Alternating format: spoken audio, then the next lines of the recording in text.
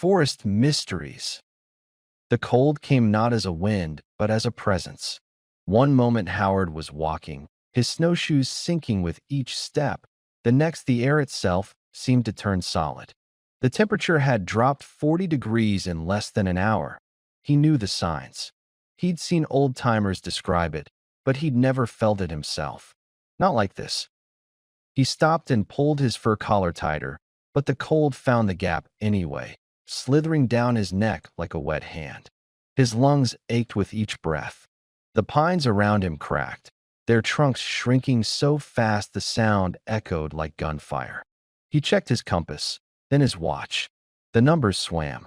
10 kilometers to the winter hut. He'd walked this trail 100 times, but now the landmarks looked strange, the shadows too long, the light too flat. He pushed on. Step, step, step. The snow had hardened to grit that squeaked under his bindings. His feet began to feel wooden. He stamped them as he walked, trying to keep the blood moving, but the numbness crept upward, past his ankles, into his calves. He knew what that meant. Frostbite was already working on his toes. Keep moving, he told himself. Don't stop. But the cold whispered something else. It told him to rest, just for a moment, under that spruce with the low-hanging branches. It promised warmth, a kind of peace. He'd heard men talk about that too. The lullaby of hypothermia. His father used to say the cold was an accountant. It kept a ledger, and you always paid your debts. Howard stumbled. His snowshoe caught on a buried branch, and he went down hard, his rifle clattering away across the crust. For a moment he lay there, cheek pressed to the snow, and the cold felt almost good. Soft, quiet. He could close his eyes, just for a minute. You take from the taiga, you owe the taiga. His father's voice, sharp as a blade. Get up. He crawled to his knees, retrieved the rifle, forced himself upright. His hands shook as he wiped snow from his face.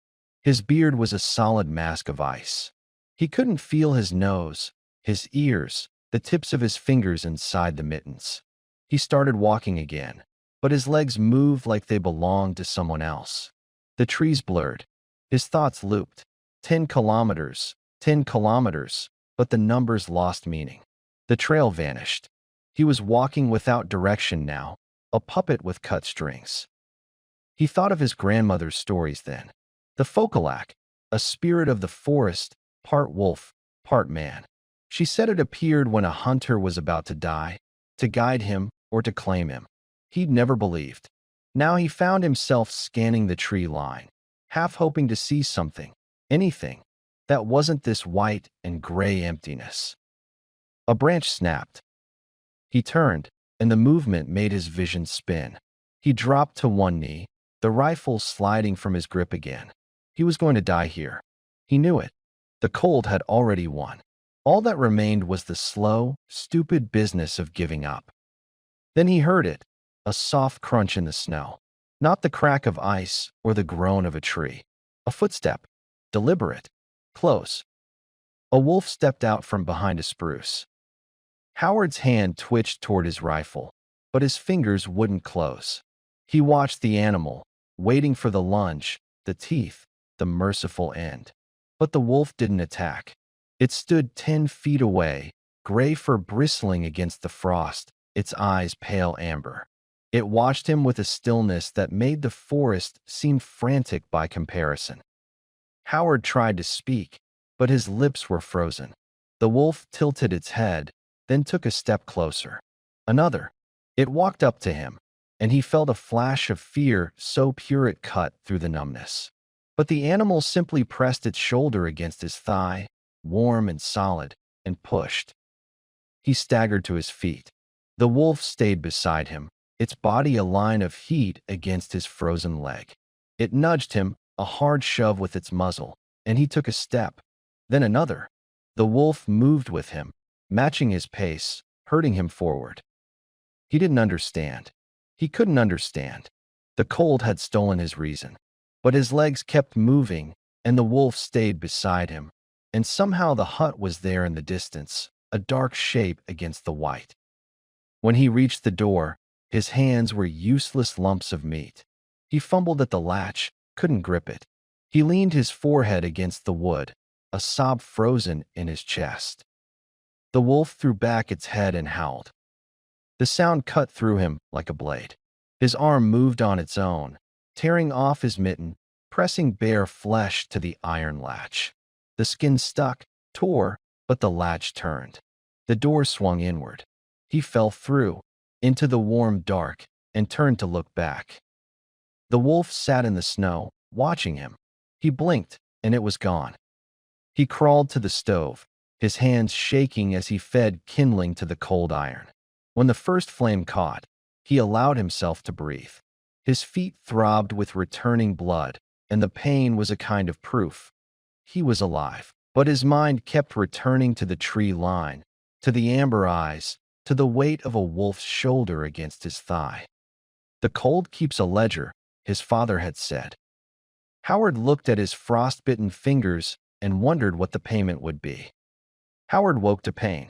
It came in waves, starting deep in his feet and rising through his legs until it reached his chest, where it tightened into a knot that made breathing a deliberate act. He lay on the floor of the hut, his back against the stove, and for a long time he did not move. The fire had died to coals, and the air was cold again, but not the killing cold of the forest. This was the cold of a poorly heated room, manageable, almost familiar. He tried to move his toes and could not. When he looked down, he saw them peeking through torn socks, black at the tips, swollen, the skin waxy and tight. His fingers were no better. The nails had gone the color of bruised plums, and the pads were numb except when they touched warmth, and then they screamed.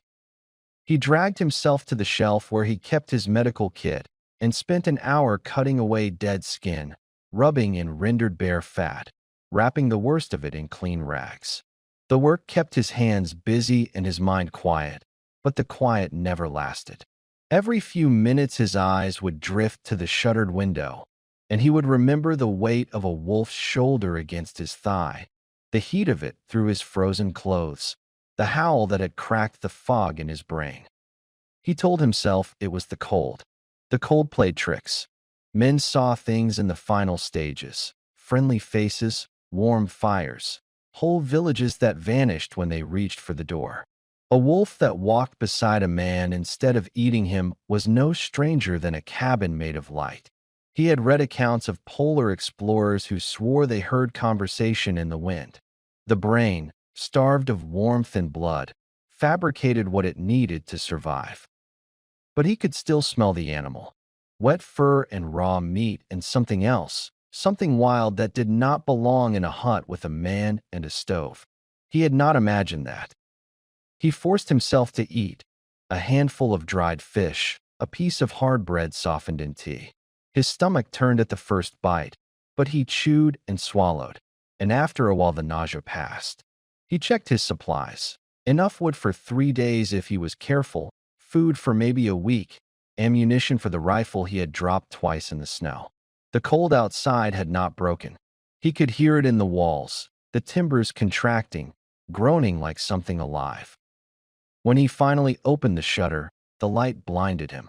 He stood in the frame of the window, blinking, until the world resolved into white and gray and the black lines of trees against the sky.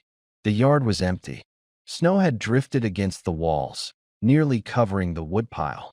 And there, in the fresh snow beneath the window, were the tracks. A line of them, pacing back and forth, circling the hut like a rope thrown around a post. He stood very still. The tracks were large, deeper than a dog's, and they made a pattern that pulled his eyes around the walls, around the door, around again. The wolf had circled, not once, but many times. The snow had fallen in the night. He had heard it against the glass, and these tracks were on top of the new snow.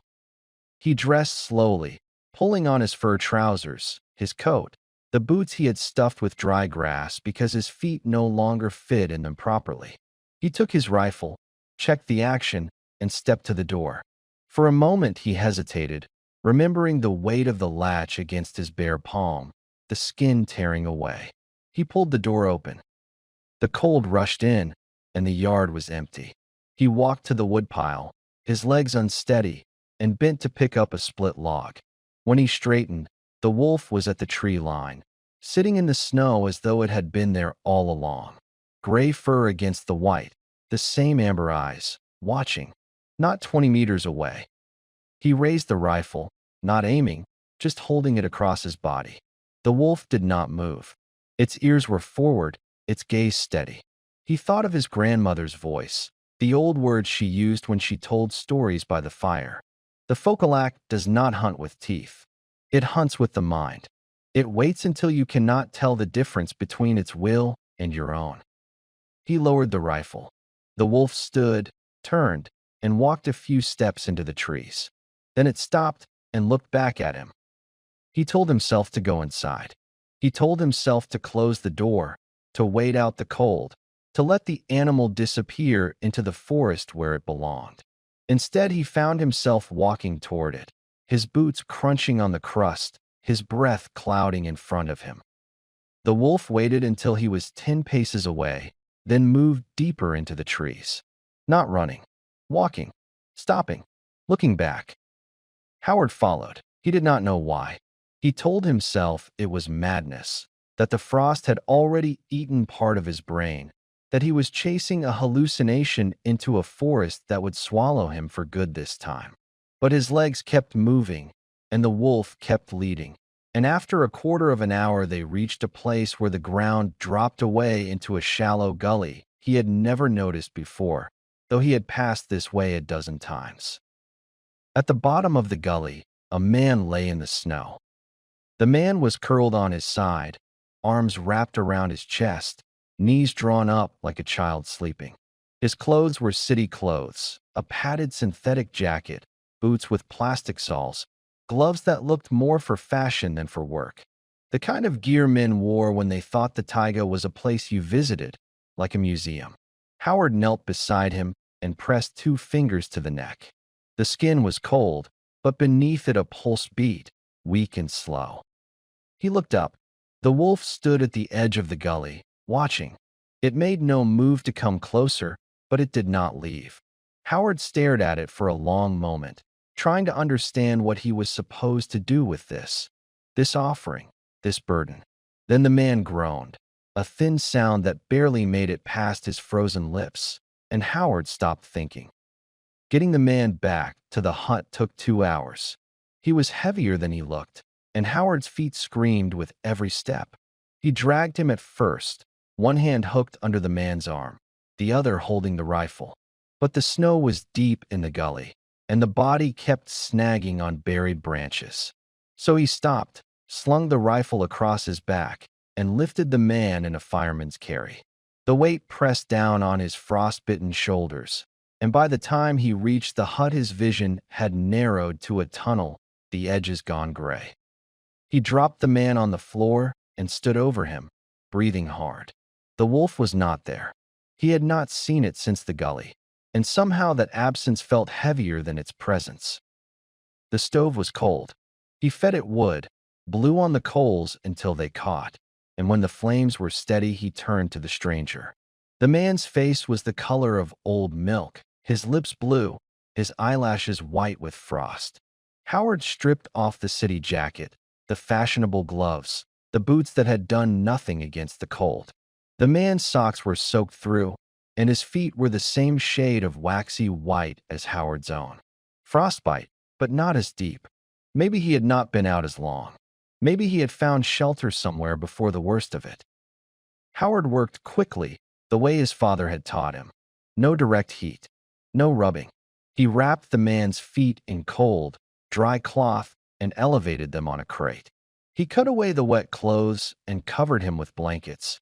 Then with the old bearskin he kept for the worst nights. He made tea with sugar, more sugar than he would have used for himself, and tilted the man's head back to pour it between his lips. Some of it spilled down his chin. Some of it stayed. The man coughed. His eyes opened, brown, bloodshot, unfocused, and for a moment he stared at the ceiling of the hut as though trying to understand where he was.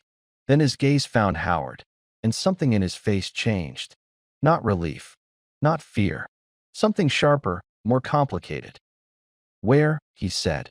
His voice was a rasp, barely audible over the crackle of the stove. "Winter Hut," Howard said. 10 kilometers from the old trapper's trail. You were in a gully." The man closed his eyes. His lips moved, forming words that did not come out. Howard waited, watching him, and when the man opened his eyes again, they were clearer, more focused. He looked at the walls, the stove, the rifle leaning against the table. He looked at Howard's hands, wrapped in rags, black at the tips. "You found me," the man said. Not a question. "The wolf found you." Something passed across the man's face. A flicker, a tightening around the mouth. He tried to sit up, but his body would not cooperate, and he fell back against the bearskin with a grunt of pain. "The wolf," he repeated. He was looking at the door now, at the narrow window beside it, where the afternoon light was already fading. "The gray one." Howard did not answer. He moved to the stove, added another piece of wood, and busied himself with the kettle. Behind him, he heard the man's breathing change, becoming faster, shallower. "How long was I out there?" the man asked. "I don't know. I found you an hour ago." "No. Before that." The man's hand came out from under the blanket, reaching for something that was not there. His fingers trembled. "We came 2 days ago. Maybe 3. I lost track after the first night." "We?" The man's hand dropped. He looked at Howard again, and this time the expression was clear, calculation. He was weighing something, deciding what to say. "I was with a group," he said slowly. "We got separated. The cold came, and—" He stopped, licked his lips. The cold came faster than anyone said it would. Howard poured tea into a tin cup and brought it to the man, helping him sit up enough to drink. The man's hands shook so badly that tea sloshed over the rim, steaming on the blanket. Howard held the cup steady until the man had drained half of it. "What's your name?" Howard asked. "Joseph." "You're a long way from the city, Joseph." Joseph did not answer. He was looking at the door again, and Howard followed his gaze. Through the small window, the last light of day was dying, and in the fading gray he saw a shape. The wolf, sitting in the snow, facing the hut. Its eyes caught the light from the stove and held it, 2 small flames in the gathering dark. Joseph saw it too. His whole body went rigid, and the cup slipped from his fingers, clattering to the floor. "It's still here," he whispered. "It's been here since the storm," Howard said.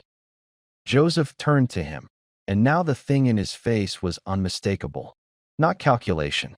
Not calculation at all. Fear.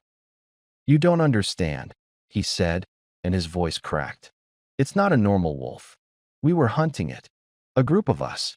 We came for—" He stopped, swallowed. "We came for the black one. The one they say is the leader. But the gray one found us first. It picked us off, one by one. Led us into gullies, into deadfalls. Made us turn on each other." Howard looked at the window. The wolf had not moved. "It didn't lead me into anything," he said. "It brought me here. It saved my life." Joseph laughed, a dry, broken sound. "Saved you? It was hurting you. It was using you as bait. And you led it right to me." The words hung in the air. Outside, the wolf lifted its head and howled, a long, rising note that seemed to come from everywhere at once. The days that followed blurred together like watercolors left in the rain. Howard stopped counting them after the 3rd, or maybe it was the 4th. Time moved differently when the sun barely rose, and the world outside the window never shifted from gray to white and back again. The cold held, a fist clenched around the valley, and with it came a stillness so complete that every sound inside the hut seemed like an intrusion. The scrape of a chair leg, the clink of a tin cup, the wet rasp of Joseph's breathing as his body fought to mend. The wolf did not leave. Howard saw it every morning when he opened the shutter, and every evening when the light failed. It sat at the edge of the clearing, sometimes near the woodpile, sometimes by the trail that led to the gully. It moved in a slow, deliberate circle around the hut, its tracks layering over each other until the snow was cross-hatched with a pattern that Howard could not stop looking at. A perfect circuit, a boundary drawn and redrawn. Joseph watched it too, from the cot Howard had dragged closer to the stove. He was stronger now, strong enough to sit up, to eat solid food, to speak without the words crumbling in his mouth. But the strength brought something else with it. Restlessness, a need to fill the silence that Howard had grown used to. "It's waiting," Joseph said one afternoon. He had propped himself against the wall, a blanket across his lap, and his eyes were fixed on the window where the wolf's shape was just visible through the frost. "Waiting for us to run out of wood, or food, or patience." Howard split a log with the hatchet, the crack of it louder than it needed to be. "Wolves don't wait like that. They hunt or they leave. This one isn't a wolf. You said you came here to hunt it. Now you say it hunts you." Howard stacked the wood by the stove, keeping his back to Joseph. "Which is it?" Joseph did not answer immediately. When he spoke, his voice had lost its edge, become something quieter, more careful. "We were 5. The client wanted the black wolf, the big one, the one the locals say has been around for years.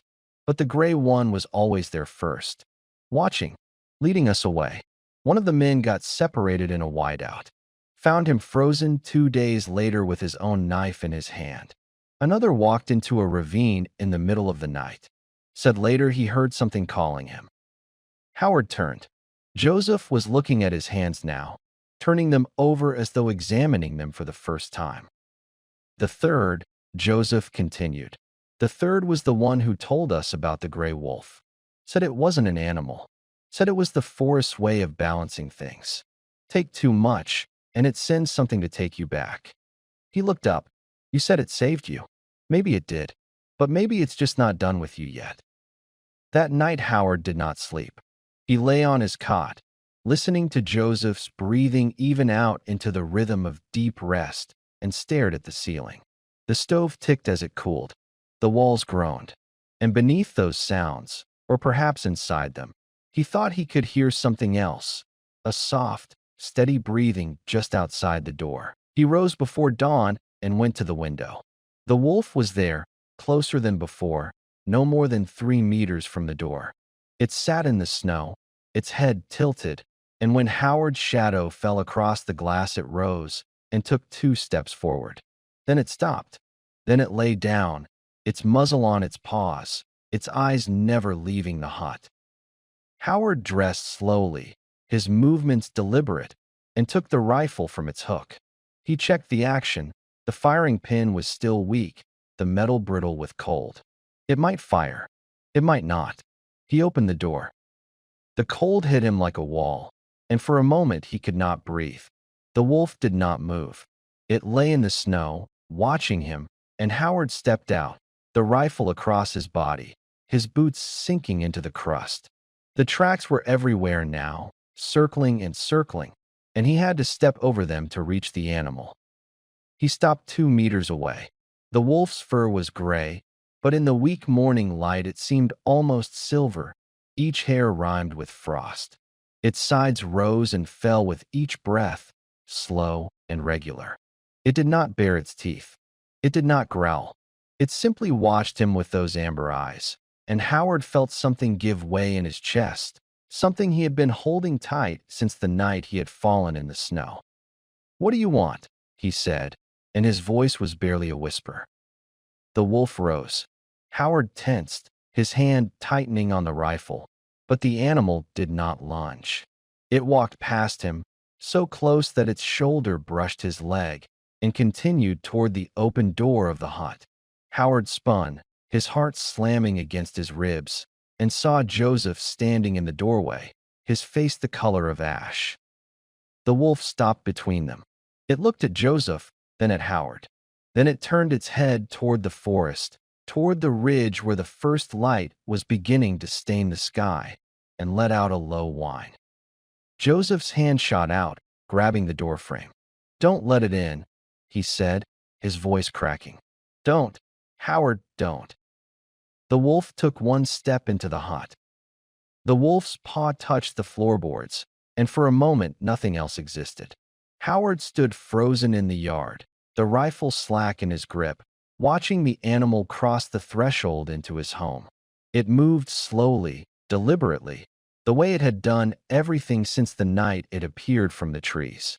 Its claws clicked against the wood, and its fur brushed against the doorframe, leaving a few gray hairs clinging to the splintered jamb. Joseph scrambled backward, his boots slipping on the floor, his hands reaching for something. The wall, the stove, anything to put between himself and the animal. He knocked over the crate that served as a table, and Howard's tin cups rolled across the planks with a sound like loose change. His face had lost all color, and his mouth was open in a shape that might have been a scream but produced only a thin, reedy exhale. Howard stepped inside and closed the door. The cold followed him, a gust that made the stovepipe rattle, but he did not notice it. His eyes were on the wolf, which had stopped in the center of the room, its head low, its tail neither raised nor tucked. It stood between the two men, and Howard understood with a clarity that felt like breaking ice that the animal was not choosing sides. It was simply present, a fact, like the cold, like the snow. "Get it out," Joseph said. His voice was high, unsteady, nothing like the calculating tone he had used when he spoke of clients and hunting parties. "Get it out, Howard.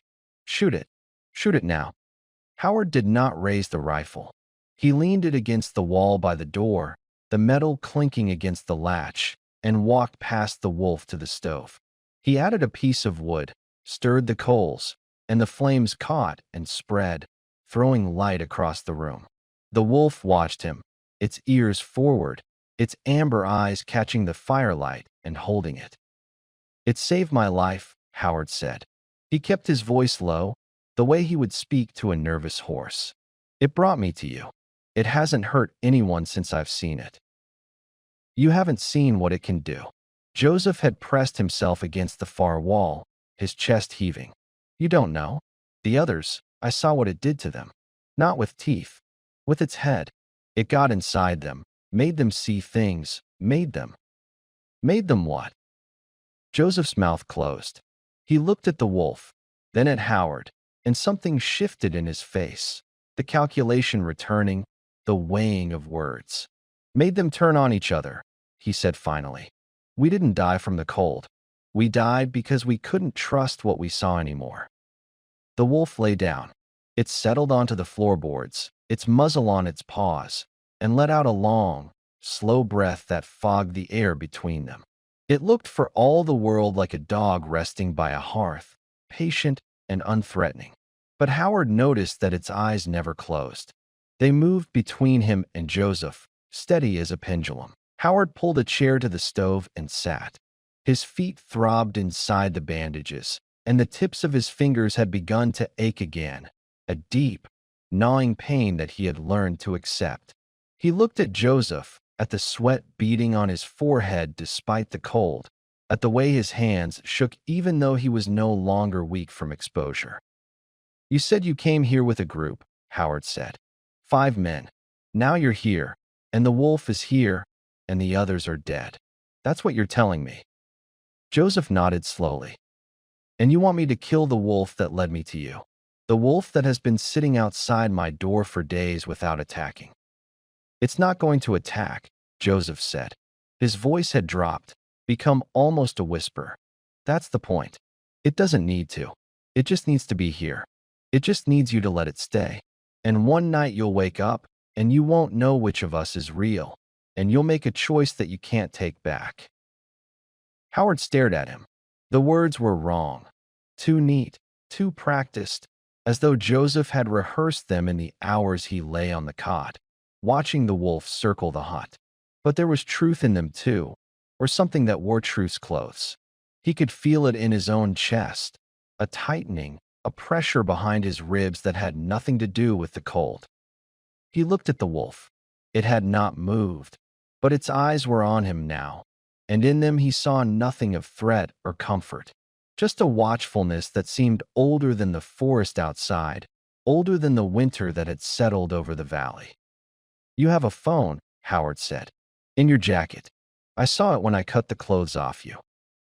Joseph's hand moved involuntarily toward his chest, where the jacket hung from a peg by the door. The gesture was small, almost unconscious, but Howard caught it. "Satellite phone," Joseph said. "It's dead. Battery froze the first night." Howard rose from the chair, walked to the jacket, and patted the pocket. The hard rectangle of the phone was there. He pulled it out, turned it over in his hands. The screen was dark, the casing cold. He pressed the power button. Nothing. "It's dead," Joseph said again, and now there was something in his voice that Howard had not heard before. Relief, or hope, or the careful mimicry of both. Howard put the phone on the shelf by his medical kit, where he could see it from the cot. The wolf watched the movement, its head lifting slightly, and for a moment Howard could have sworn it nodded. "We'll wait out the cold," he said. "When it breaks, you leave. You go back to wherever you came from, and you don't come back here." Joseph's eyes flickered to the wolf, then back to Howard. "And the animal?" Howard looked at the gray shape by the stove, the steady rise and fall of its ribs, the amber eyes that had not left his face since he walked through the door. "The animal stays," he said.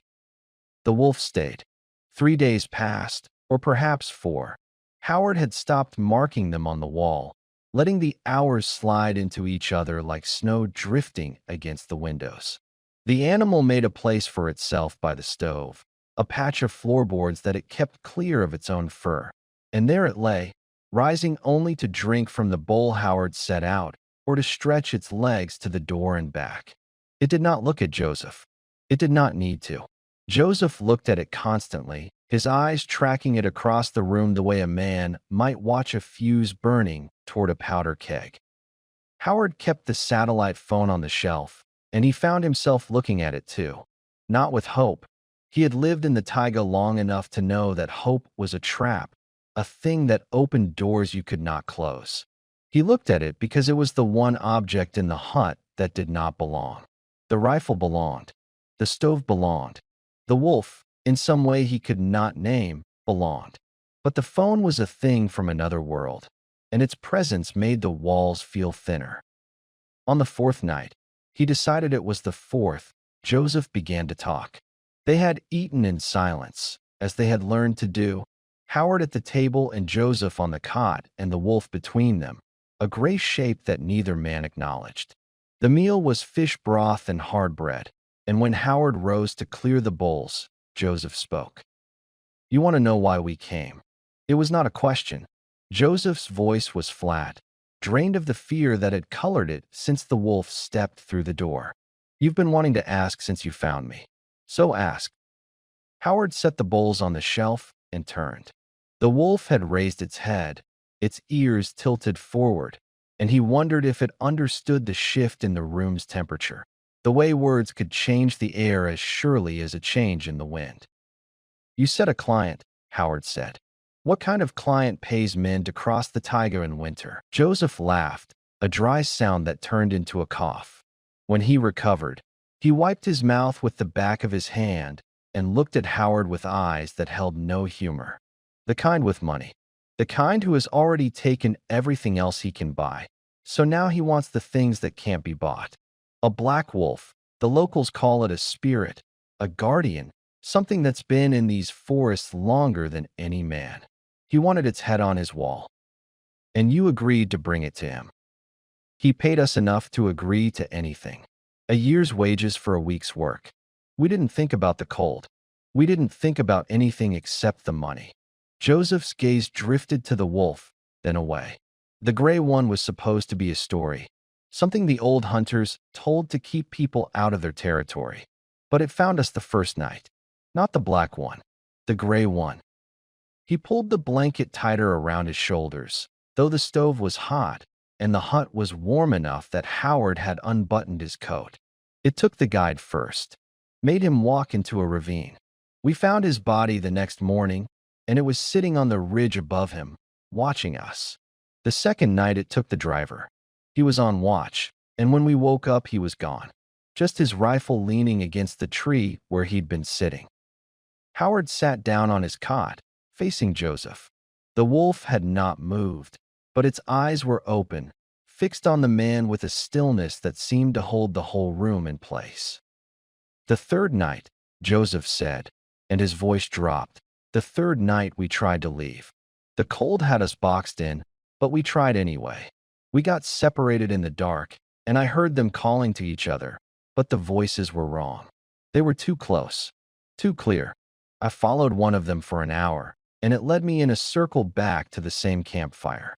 And when I got there, two of the men were dead. They'd killed each other. They said later, before they died, they said they saw something in the other man's face, something that wasn't human." Joseph's hands were shaking now, and he pressed them flat against his thighs to stop them. "I ran. I don't remember how long. I just ran, and the cold followed, and the wolf followed, and I thought I was dead. Then you found me. Or it found you, and you found me. However you want to say it." Howard sat in silence for a long time. The stove ticked. The wind made a low sound against the shutters.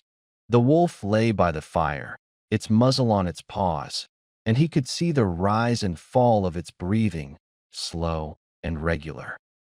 "You said the client wanted the black wolf," Howard said finally. "The one the locals call a spirit. But you hunted the gray one too. You hunted it, and it hunted you." Joseph nodded. "We didn't know the gray one existed until we got here. The locals warned us, but we didn't listen. We thought they were trying to scare us off." "And now," Howard looked at the wolf, at the gray fur silvered by the firelight, at the eyes that held no answers. "Now what do you think it is?" Joseph's eyes met his, and for a moment the fear was gone, replaced by something that looked almost like relief. "I think it's the thing that keeps the balance. I think it's been here longer than any of us, and it will be here after we're gone. And I think," he said, his voice dropping to a whisper, "I think it brought you to me for a reason. Not to save me, to make you choose."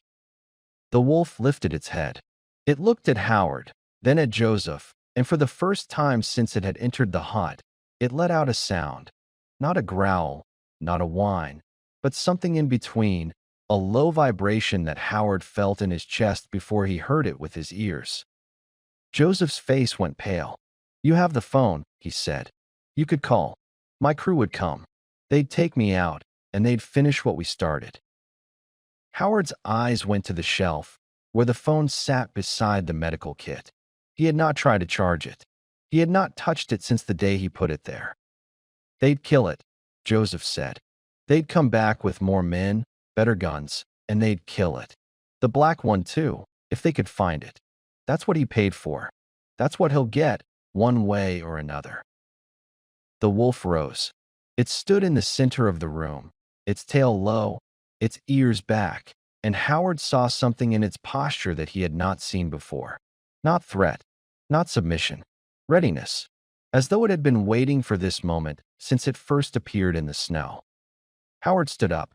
He walked to the shelf, took the phone in his hand, and felt its weight. Plastic and metal and glass. A thing that could bring men with guns, or a thing that could stay silent. He looked at the wolf. It was watching him, and in its amber eyes he saw nothing that told him what to do. That was the point, he realized. It would not tell him. It had done what it came to do, and now the choice was his. The phone stayed on the shelf. Howard did not try to charge it, did not press its buttons, did not even look at it for 2 full days. He told himself he was waiting for the cold to break, waiting for some sign that the world outside the hut had shifted, waiting for anything that would make the choice easier. But the cold held, and the world did not shift, and the phone sat where he had left it, black and silent, a stone dropped into still water. Joseph watched it too. He watched it more than he watched the wolf, which had taken to lying by the door now, its head on its paws, its eyes half closed. The animal seemed to have withdrawn into itself, present but distant, as though it had done what it came to do and was content to wait for the outcome. Joseph had no such patience. His restlessness filled the hut, a low hum of tension that made Howard's jaw ache from clenching it. On the morning of the third day, Howard woke to find Joseph standing by the shelf. His hand was on the phone, his back to the room, and he was very still. The wolf had risen, its ears flat, a low sound building in its throat. "Put it down," Howard said. His voice was rough with sleep, but there was no sleep in his body now. He sat up, his feet finding the floor, his hand reaching for the rifle that leaned against the wall.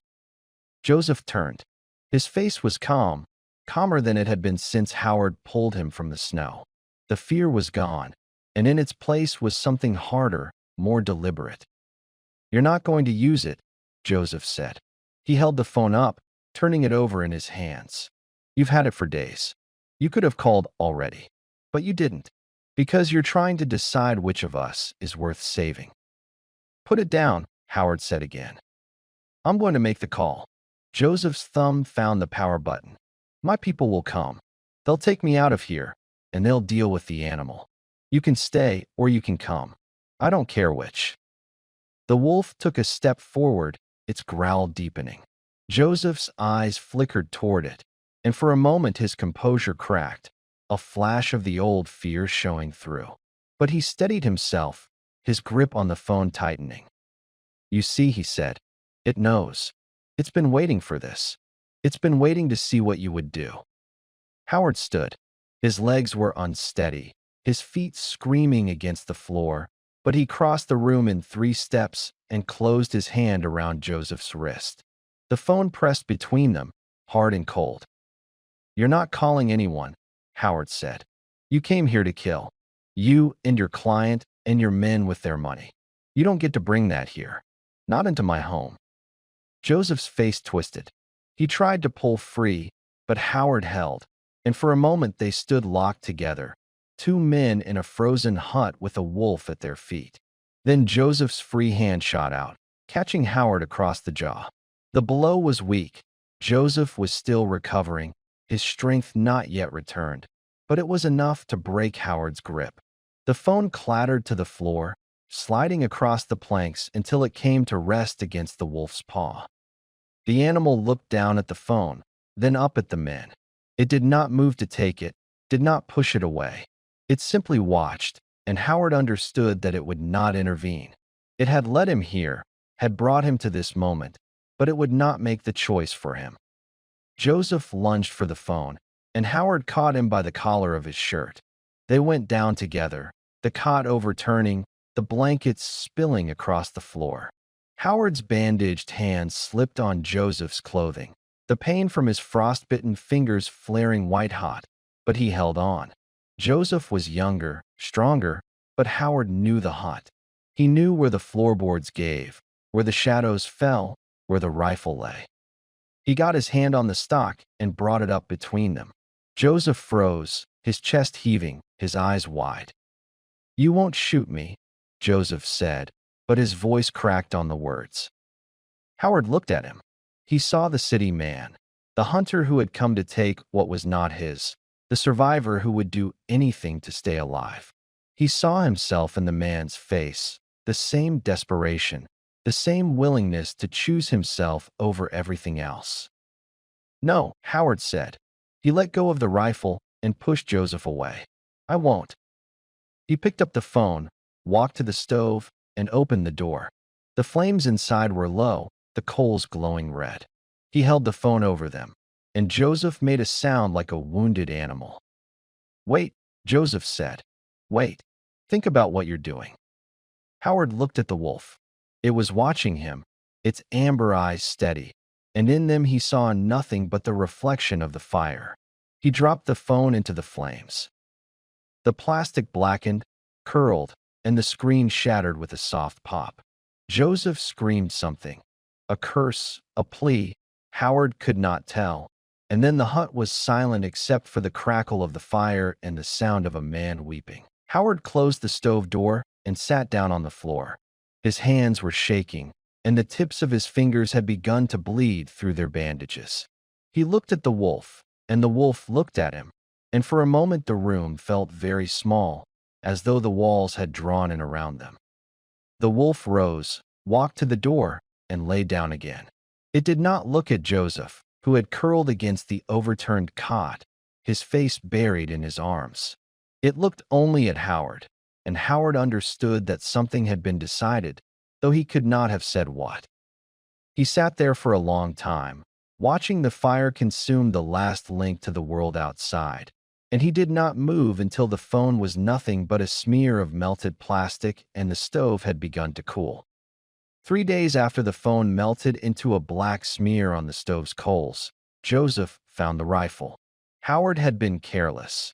He knew at the moment he heard the clatter of the stock against the floorboards, the metallic snick of the action being worked. He turned from the window where he had been watching the light fade, and saw Joseph standing by the overturned cot, the rifle in his hands, his face a mask of triumph and desperation. "You thought you'd leave us both to die here," Joseph said. His voice was hoarse, scraped raw by the dry air and the silence he had kept since Howard destroyed the phone. "You and your wolf. But I'm not dying in this place." The wolf rose from its place by the door, its hackles lifting, a low growl building in its chest. Joseph swung the barrel toward it, and Howard saw the man's finger tighten on the trigger. He saw something else too, a flaw he had known about for years, a weakness in the firing pin that the cold made worse. He had meant to fix it last autumn, before the freeze set in, but there had always been other work, other repairs, and the rifle had never failed him.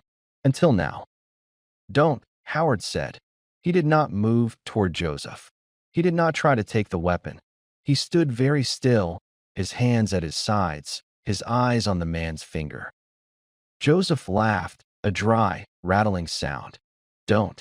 You threw away our only way out. You chose that thing over me. Over yourself. Why should I listen to anything you say?" "The firing pin," Howard said. "It's weak.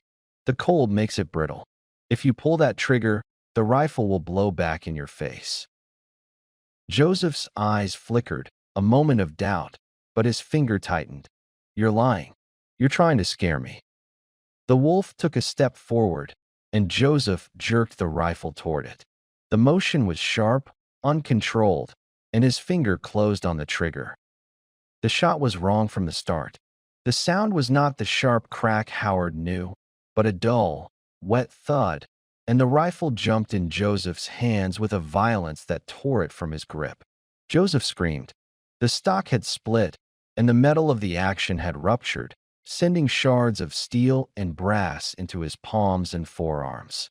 He fell back against the wall, clutching his hands to his chest, blood seeping between his fingers and dripping onto the floorboards. Howard moved then. He crossed the room, kicked the ruined rifle aside, and knelt beside Joseph. The man's face was white, his eyes wide with shock, and his hands were a mess of torn flesh and splintered bone. The smell of burnt powder and blood filled the hut, sharp and metallic. "Hold still," Howard said. He pulled Joseph's hands apart, ignoring the man's screams, and examined the damage. The left hand was worse, the palm laid open, two fingers hanging at odd angles. The right had a deep gash across the thumb, but the bone seemed intact. He reached for his medical kit, his own bandaged fingers clumsy, and began to work. Joseph's screams faded to whimpers as Howard cleaned the wounds with vodka, picking out slivers of metal with a pair of pliers. The wolf had retreated to its place by the door, watching, its ears flat against its head. Howard did not look at it. He did not want to see what was in its eyes. He wrapped Joseph's hands in clean rags, binding them tight to stop the bleeding. And when he was done, he sat back on his heels and looked at the man he had just saved. Joseph's eyes were open, staring at the ceiling, his breath coming in shallow gasps. "You knew," he whispered. "You knew it would do that." Howard did not answer. He went to the stove, added wood, and began to heat water for tea. His hands were steady, but his mind was not. He had known about the firing pin. He had meant to fix it. He had not fixed it. And when Joseph had picked up the rifle, he had not warned him until it was too late. "Is that true?" The question came from somewhere deep, somewhere he did not want to look. He could have shouted sooner. He could have lunged for the weapon. He had stood still, and he had watched, and he had waited for the rifle to do what he knew it would do. He poured tea into a cup and brought it to Joseph, helping him sit up enough to drink. The man's eyes met his, and in them Howard saw understanding. Not gratitude. Understanding. You wanted this, Joseph said. His voice was barely a whisper. You wanted me helpless. Howard looked away. The wolf was watching him, its amber eyes steady, and for the first time since the night it had appeared, he felt no kinship with it. He felt only the weight of what he had done, or what he had allowed to happen. The sound came from outside, distant at first, then louder. A rhythmic thumping that vibrated through the walls, through the floorboards, through Howard's chest. He knew that sound. He had heard it once before, years ago, when a government helicopter had flown over to check on the weather station. Joseph heard it too. His face, pale from blood loss, found a new kind of color. They came, he breathed. They came looking. I told them if they didn't hear from me in a week, to come. Howard went to the window. Through the frost, he could see lights sweeping across the snow, the dark shape of a helicopter descending toward the clearing. His heart hammered against his ribs. They would land. They would find Joseph. They would ask questions. And they would see the wolf. He turned from the window. The animal was on its feet now, its tail low, its ears back. It was looking at him, and he understood that it knew. It had always known. Joseph laughed, a wet, broken sound. You should have let me die, he said. Now they'll take me out, and they'll come back. They'll burn this whole forest down if they have to. They'll find your wolf. They'll find the black one too. The helicopter was close now, the thrum of its rotors shaking the hut. Howard looked at the wolf, then at Joseph, then at the door that led out into the snow. The wolf took a step toward him. It pressed its shoulder against his leg, just as it had done in the forest, and for a moment he felt its warmth through his clothes. Then it turned and walked to the door. Howard opened it. The cold rushed in, and the light from the helicopter swept across him, blinding him for an instant. The wolf slipped out into the snow, a gray shape against the white, and disappeared into the trees. The helicopter settled into the clearing like a great metal bird folding its wings, and the snow rose in a white cloud that blotted out the trees. Howard stood in the doorway, his hand on the jamb, watching the rotors slow. The cold bit at his face, but he did not close the door. Behind him, Joseph moaned, his bandaged hands cradled against his chest, his breath coming in short, uneven gasps. 3 men jumped down from the helicopter before the skids had fully touched the snow. They were dressed in the same kind of city clothes Joseph had worn, synthetic jackets, plastic boots, gloves that belonged in a store window rather than a forest. The first of them, a broad man with a shaved head and a face that had been broken more than once, carried a rifle that looked new and expensive. The other 2 spread out, their eyes scanning the tree line. Howard stepped out of the hut and pulled the door almost shut behind him, leaving it open just enough to hear Joseph's breathing. The bald man stopped 10 feet away, the rifle held across his body, not aimed but ready. Where is he? Inside, Howard said. He's hurt. His hands. The man gestured, and one of the others moved past Howard into the hut. There was a moment of silence, then a sharp curse, and the man emerged with Joseph slung over his shoulder. Joseph's face was gray, his eyes half closed, and his bandages had soaked through with blood that looked black in the twilight. The bald man's eyes narrowed. What happened to him? His rifle, Howard said. The cold made the firing pin weak. It blew back on him when he tried to shoot. Shot at what? Howard felt the weight of the question, the way it settled into his chest like a stone. He thought of the wolf, gray fur against the snow, amber eyes that had watched him since the night he nearly died. He thought of the debt his father spoke of, the one that was always paid in the end. He thought of the phone melting in the stove, of the rifle he had not fixed, of the moment he had stood still and let the explosion come. He thought he saw something, Howard said. Out in the dark. A wolf, maybe. But the cold plays tricks. You know that. The bald man studied him for a long moment. His eyes were pale, the color of ice, and they held no warmth. A wolf. That's what he was shooting at. He was shooting at nothing, Howard said. The rifle was old. It was going to fail sooner or later. He was lucky it didn't kill him. Behind the bald man, the helicopter's rotors had stopped, and the silence that replaced them was heavier than the noise had been. Howard could hear the snow settling, the creak of the trees, the wet rasp of Joseph's breathing from inside the cabin. You live out here alone, the bald man said. It was not a question. I'm a hunter. You seen any wolves out here? Big ones. Gray ones. Howard met his eyes. He thought of the animal lying by his stove, the warmth of its shoulder against his leg, the howl that had cut through the fog in his brain and brought him back to himself. He thought of Joseph's story. 5 men who came to kill, who died or scattered, who brought violence into a place that asked only to be left alone.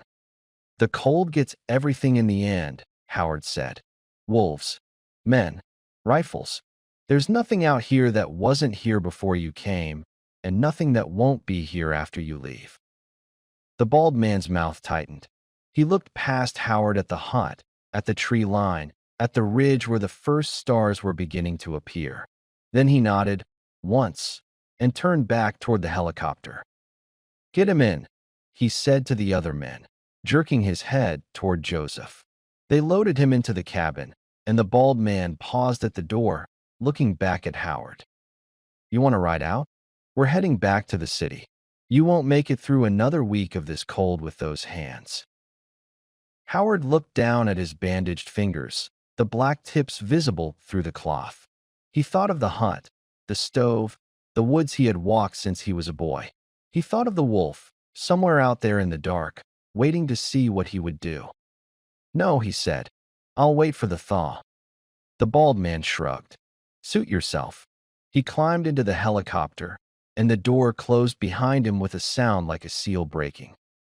The rotors began to turn, slow at first, then faster, and the helicopter lifted from the snow. The wind from the blades tore at Howard's clothes, blinding him with ice, and he stood in it with his arms at his sides, watching the machine rise into the dark sky. The lights of it grew smaller, dimmer, until they were just another star, and then they were gone.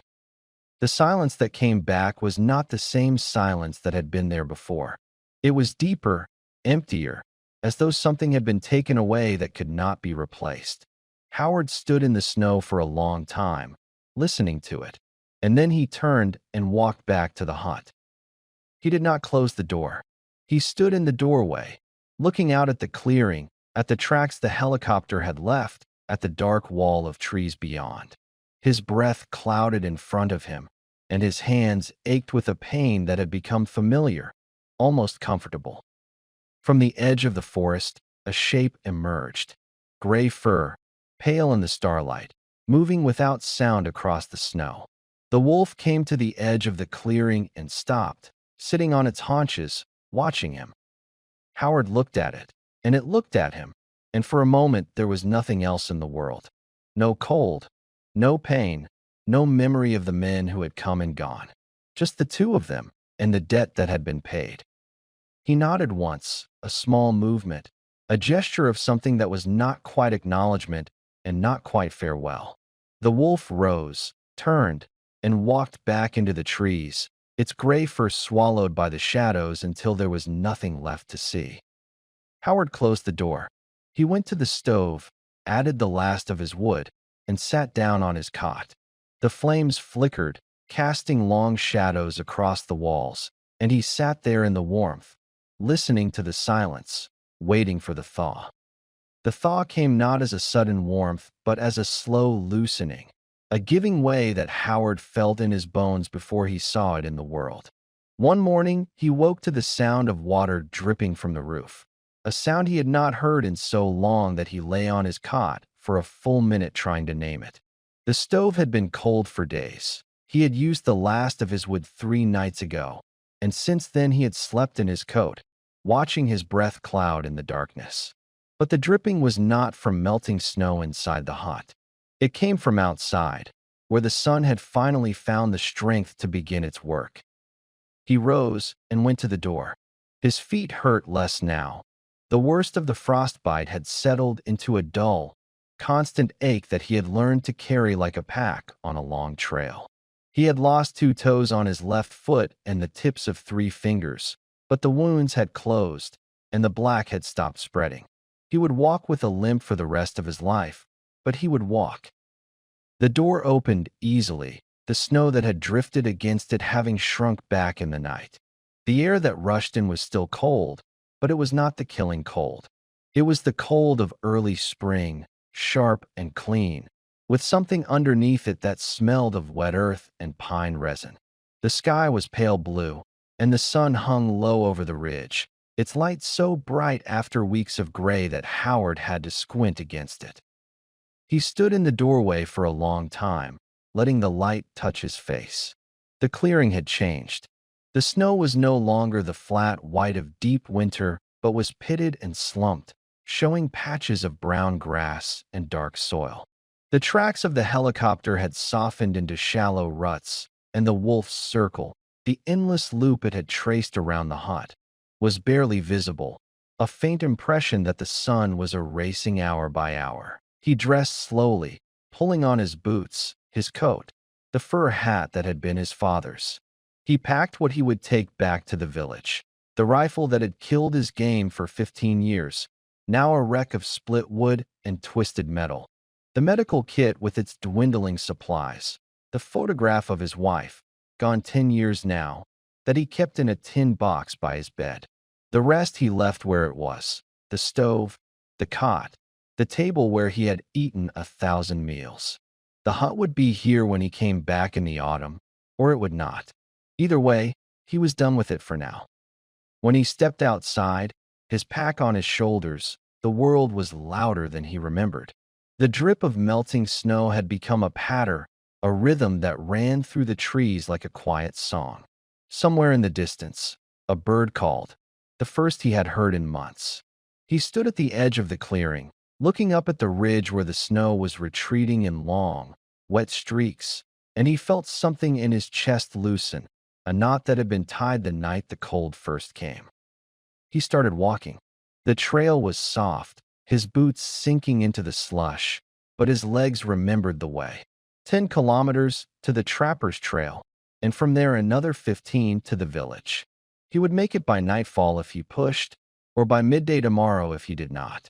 There was no hurry now. The cold was done. He had gone perhaps 100 meters when he heard the soft crunch of snow behind him. He did not turn. He kept walking, his pace steady, and after a moment the sound came again, closer this time. He stopped. The wolf was standing at the edge of the clearing, where the trees gave way to the open ground around the hut.